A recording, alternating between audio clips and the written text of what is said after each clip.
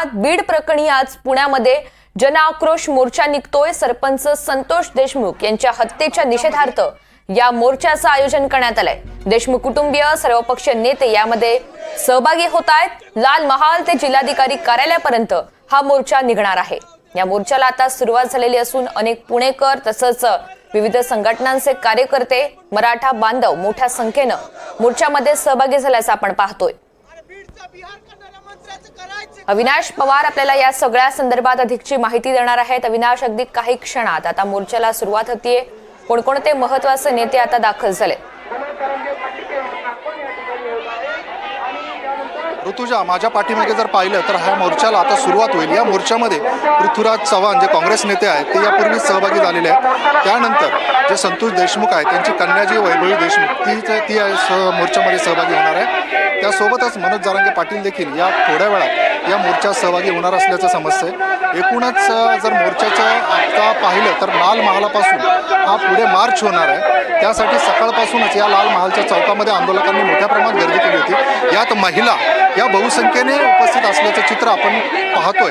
वाल्मिक कराडांना फाशी झालीच पाहिजे, त्यासोबतच गो बॅक, न्याय मिळेपर्यंत धनंजय मुंडे यांची मंत्रिपदावरून हलकावरपट्टी करा, अशा सगळ्या अनेक ज्या मागण्या आहेत त्या मागण्या इथे बोर्ड फलक झळकावून त्या पद्धतीच्या ज्या मागण्या आहेत त्या इथे आपल्याला पाहायला मिळत आहेत। आणि एकूणच या मोर्चामध्ये केवळ म्हणजे एखाद्या पक्षाचे किंवा सर्व पक्षीय त्यासोबत अनेक समाजाच्या संघटना देखील या सहभागी झाल्याचे चित्र आपल्याला पाहायला मिळते। आणि इथला जो रोष आहे तो ते आपला व्यक्त करतायत। या मोर्चाला जन आक्रोश मोर्चा असंच नाव देण्यात आलेलं आहे। खरं तर पुन्हा हे आता का केंद्रबिंदू बनलेला आहे, कारण इथून आरोपी असतील ते देखील पोलिसांच्या ताब्यात मिळत आहेत। त्यासोबतच वाल्मिक कराड जे आहेत ते इथूनच सरेंडर झालेले आहेत। त्यामुळे पुण्यामध्ये हे सगळं जे केंद्र आहे ते आपल्याला पाहायला मिळतं।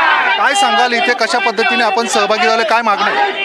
मुळात जे आमचे मराठा बांधव आहेत संतोष देशमुख त्यांची ज्या पद्धतीने निर्घृण हत्या झालेली आहे त्या निषेधार्थ आम्ही हा मोर्चा आज जनाक्रोश मोर्चा करत आहोत। आणि पहिली गोष्ट म्हणजे हा गुन्हा जेव्हा घडला तेव्हा पोलिसांनी पूर्ण ताकदीने तपास केला नाही, काय केलं, दिरंगाई केली।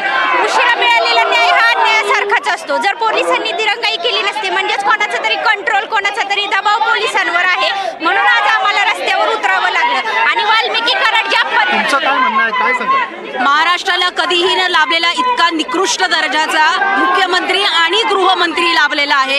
इतके गुन्हे करतायत, इतके मोठमोठे आणि इतके अमानुषपणे जर घडत असतील, एखाद्या जर समाजाला तुम्ही वेठीस धरण्यासाठी किंवा तो संपवण्यासाठी जर तुम्ही ह्या सगळ्या गोष्टी करत असाल, जर भेदभाव तुम्ही करून जर असं संपवायचं, जर तुम्हाला एक मोठा मराठा समाज मोठा भाऊ म्हणून आहे आणि तो जर संपवायचा आहे तुम्हाला, तर मला असं वाटतं की 302चा गुन्हा लागून फाशीची शिक्षा सर्व गुन्हेगारांना झाली पाहिजे आणि कोण यांचा आकाबोका असेल हे सगळे बाहेर पडले पाहिजेत। हे छोटे मासे गळाला लावून उपयोग नाहीये। यांच्या मागे जो मोठा मासा आहे ना तो सुद्धा धनंजय मुंडे बाहेर आला पाहिजे, त्याला सुद्धा शिक्षा झालीच पाहिजे, कारण त्यांच्याच सांगण्यावरती हे सगळं होतंय। म्हणून आमची मागणी आहे की जर हे जंगलराज महाराष्ट्रातलं थांबवायचं असेल तर हे गृह खातं जे निष्क्रिय आहे यांना जर याच्यावरती काही करता येत नसेल तर हा मराठा समाज सुद्धा कायदा हातात घेतल्याशिवाय राहणार नाही। आज सर्व आरोपी वाल्मिक कराड सहित पुण्यामध्ये सापडलेले आहेत।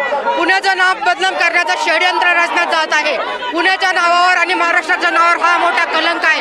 गृहमंत्री, मुख्यमंत्र्यांना सर्वांची विनंती आहे, 302 कलम गुन्हा दाखल झाला पाहिजेत। सर्व आरोपींना फाशीची शिक्षा झाली पाहिजेत। जे कोण असतील त्यांना कुणाचीही हयगय केली जाणार नाही, याची दखल गृहमंत्र्यांनी घ्यावी, मुख्यमंत्र्यांनी घ्यावे।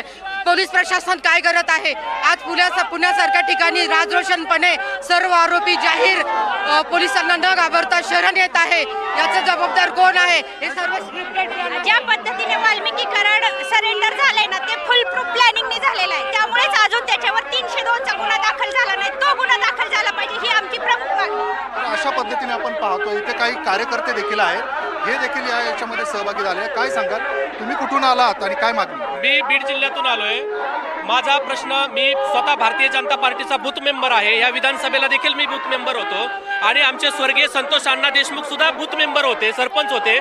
फडणवीस साहेब, आम्ही सुरक्षित नाही आहेत। मी तर साधा बूथ मेंबर आहे। फडणवीस साहेब आमच्या सरपंचाला जर इतक्या क्रूर घटनेने मारलं, जवळपास 2.5 तास याला मारत होते संतोष भैयांना, 256 का 300 ठोके त्यांच्या अंगावर पडले. आम्ही भारतीय जनता पार्टीचं काम करायचं का, हा माझा तुम्हाला प्रश्न आहे. तुम्ही कणखर आहात, निष्पक्ष आहात, हे आम्हाला निश्चित तुमच्यावर विषय. बीड जिल्ह्यात तुम्ही पालकमंत्री व्हा किंवा आणखी कुणालाही करा, हा तुमचा प्रश्न आहे. पण बीड जिल्ह्यात कायदा आणि सुव्यवस्था राहिली पाहिजे.